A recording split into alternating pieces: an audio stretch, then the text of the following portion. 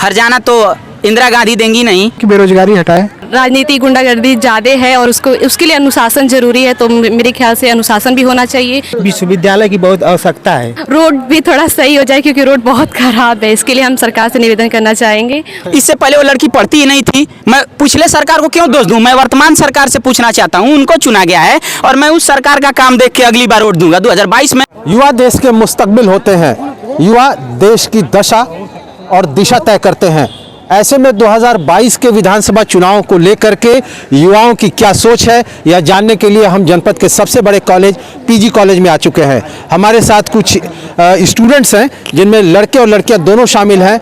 हम युवाओं से बात करेंगे और इनकी राय जानेंगे कि 2022 में वोट देने के लिए ये किस आधार पर वोटिंग करेंगे। 2022 का चुनाव होना है। एक युवा होने के नाते आप फर्स्ट टाइम वोट देने जाएंगे या पहले भी आप वोट दे चुके हैं? आप किन बातों को जहन में रख करके उम्मीदवार का या पार्टी का चुनाव करेंगे? देखिए, मैं किसी पार्टी की बात नहीं करूंगा। युवा हूं तो पहले मैं जो युवा की समस्या है और शिक्षा और व्यवस्था, और गाजीपुर में पहली बात तो यह है कि हम लोग पीजी कॉलेज में पढ़ने वाले हैं और गाजीपुर में हम युवा छात्र विश्वविद्यालय की मांग कई बारों से उठाए हैं और मैं इस माध्यम से भी करना चाहता हूं कि गाजीपुर के युवा के लिए एक विश्वविद्यालय की बहुत आवश्यकता है। आपका ये कहना है कि उच्च शिक्षा को लेकर के और भी सरकार को काम करने की आवश्यकता है। कुछ हमारे साथ यहाँ पे छात्राएं हैं, उनकी भी राय को शामिल करेंगे हम अपनी चर्चा में। आप अपना परिचय दीजिए। मेरा नाम काजल त्रिपाठी है और मैं बीकॉम थर्ड ईयर की स्टूडेंट हूँ। काजल, हम आपसे ये जानना चाहेंगे कि आप फर्स्ट टाइम वोटर हैं। जैसा कि अभी आपसे ऑफ द रिकॉर्ड हम बातचीत कर रहे थे तो आपने बताया कि आपका नाम एनलिस्ट हो गया है, अभी वोटर कार्ड आया नहीं, आप पहली दफ़ा वोट देने जाएंगे। फर्स्ट टाइम वोटर के नज़रिए से आप किन बातों को जहन में रखेंगे? क्या क्राइटेरिया होगा आपका इस बात का चुनाव करने के लिए कि आप किसको वोट देंगे? मैं चाहती हूँ कि हम लोग के लिए चाहे कोई भी गवर्नमेंट बने लेकिन पढ़ाई अच्छी हो, कॉलेज यूनिवर्सिटी बने और वैकेंसी भी निकले और हम लोग काफ़ी फॉर्म अप्लाई करें जिससे मतलब जॉब में सुविधा हो सके और रोड भी थोड़ा सही हो जाए क्योंकि रोड बहुत ख़राब है, इसके लिए हम सरकार से निवेदन करना चाहेंगे। और कॉलेज के लिए थोड़ा बेहतर है कि यूनिवर्सिटी और इसमें यहाँ पे है कॉलेज ठीक है लेकिन उसमें राजनीति गुंडागर्दी ज़्यादा है और उसके लिए अनुशासन ज़रूरी है, तो मेरे ख्याल से अनुशासन भी होना चाहिए, पढ़ाई भी होनी चाहिए, वैकेंसी निकलनी चाहिए, फॉर्म निकलने चाहिए, जॉब में सुविधा होनी चाहिए, यही सब। चलिए, इन्होंने अपनी बेबाकी से राय रखी। हमारे साथ कुछ और भी छात्र हैं, उनकी भी राय को शामिल करना हम ज़रूरी समझते हैं। आप अपना संक्षिप्त परिचय दीजिए और बताइए कि एक छात्र होने के नाते, एक युवा होने के नाते आप किसको वोट करेंगे और किन बातों को आधार बना करके आप किसी दल या किसी उम्मीदवार का चयन करेंगे जिसको आप वोट देना चाहेंगे? सबसे पहले मेरा नाम दीपक उपाध्याय है। मैं स्नातकोत्तर महाविद्यालय गाजीपुर से पूर्व छात्र उपाध्यक्ष हूँ और मैं फर्स्ट बार वोटर हूँ। मेरी यही है कि जो सरकार युवाओं के लिए काम करेगी शिक्षा के क्षेत्र में, खासतौर पे मैं गाजीपुर जनपद की बात कर रहा हूँ कि उच्च शिक्षा के लिए यहाँ के नौजवानों को गैर जनपदों का सहारा लेना पड़ता है क्योंकि गाजीपुर में एक भी विश्वविद्यालय नहीं है। जबकि दीपक, मैं रुकना चाहूँगा, आपके मित्र ने इसी तरह की बात हुई, इससे इतर आप क्या चाहेंगे कि सरकार की तरफ से किया जाए जनहित में? और जनहित में शिक्षा के अलावा स्वास्थ्य पे बेहतर काम किया जाए और सड़क के क्षेत्र में बेहतर काम किया जाए और रोजगार के लिए हम लोग उसी सरकार को वोट देंगे। यानी आप चाहते हैं कि मूलभूत जो सुविधाएं हैं उस पर और काम करने की आवश्यकता है। आप बताइए, आप क्या सोचते हैं कि एक जो है कि एक आइडियल कैंडिडेट या एक आदर्श जो उम्मीदवार चुनाव में कैसा होना चाहिए या कैसे को आप वोट देना चाहेंगे? देखिए, मेरा जो मुख्य बिंदु है वो 3 है। पहला कि बेरोजगारी हटाए और दूसरा कि मतलब जो प्राइवेट सेक्टर है उसमें जो है रोजगार दिया जाए, रोजगार का बढ़ावा किया जाए। उसके लिए मल्टीनेशनल कंपनी आएंगी तभी रोजगार बढ़ेगा। और क्या मतलब सड़क की तो और सब चीज़ें तो ठीक ही चल रही हैं इस समय और फिलहाल मतलब यही है मेन मुद्दा, यही है बेरोजगारी हटेगी तभी सही रहेगा। आप फर्स्ट टाइम वोटर हैं, पहली दफ़ा वोट देंगे इस बार? हाँ, पहली बार वोट देना है।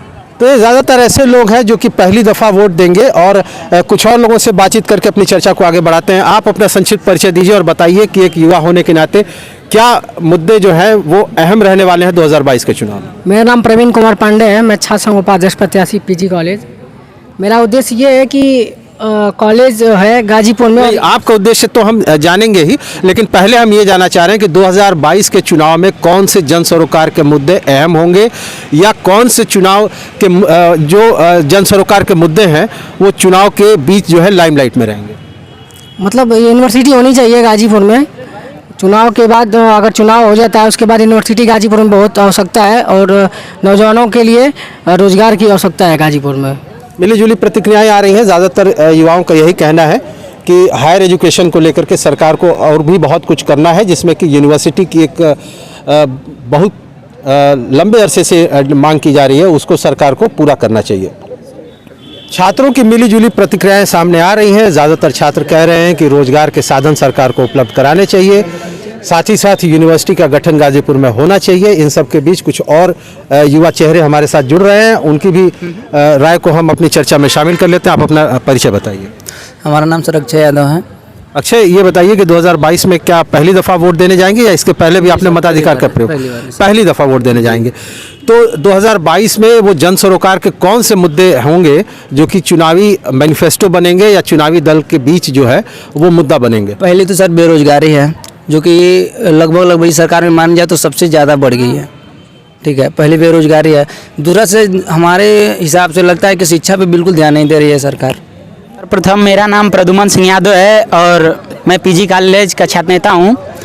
इस बार 4 मुद्दे रहेंगे। पहला मुद्दा बेरोजगारी, दूसरी मुद्दा शिक्षा, तीसरी मुद्दा सड़क और चौथा मुद्दा सुरक्षा। जैसा कि अभी उस बहन ने बताया कि इस कॉलेज में वो आती तो है लेकिन वो सुरक्षित नहीं आती है, उसके मन में ये भय रहता है और आए दिन बलात्कार, हत्याएं, छिनौती, ये सब चीज़ें आम रूप हो गई है और इस सरकार के लिए तो एकदम आम। सबसे पहली चीज़, हम लोग युवा हैं, हम लोग पे तो ये सरकार आंख बंद करके एकदम नतमस्तक हो गई है, कुछ इनके लिए करना नहीं है।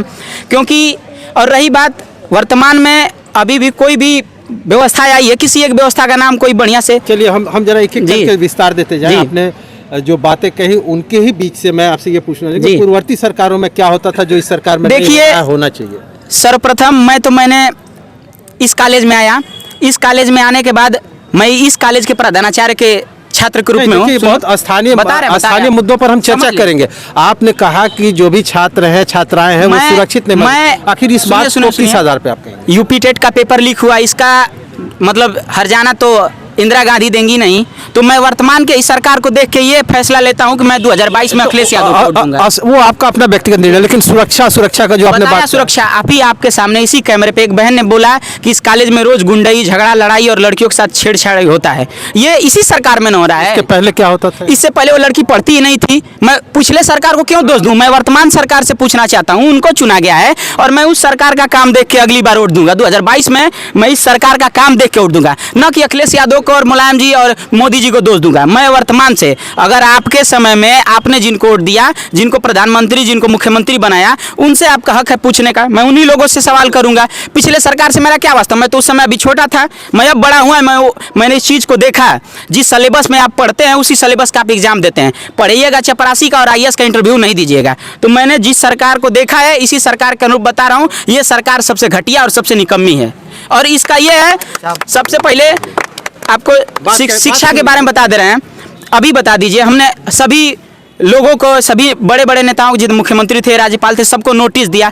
पीजी कॉलेज में पहला चीज़ कि यहाँ विश्वविद्यालय नहीं है। और रही बात गड्ढा और सड़क, ये तो आपको नहीं, हमको क्या कहना है? विश्वविद्यालय की मांग बंधु पिछले 10 साल से चल रहा है। तो अब तक मैं जब से आया तब से लगा हुआ हूँ, अब तक इस सरकार ने कुछ नहीं किया। नहीं तो आप किसी मुद्दे पर आरोप प्रत्यारोप लगाएंगे तो उसका थोड़ा अध्ययन भी तो करेंगे ना। आप बायस्ड होकर के किसी मुद्दे को आप ऐसे हाईलाइट करेंगे या बताएंगे? मैं आ रहा हूँ, मैं अपनी आप बीती बता रहा हूँ। वो बहन बताई कि मेरे साथ छेड़छाड़ हुआ, तो अब ये पिछली सरकार से नाता जोड़े या अपना आप बीती बताए?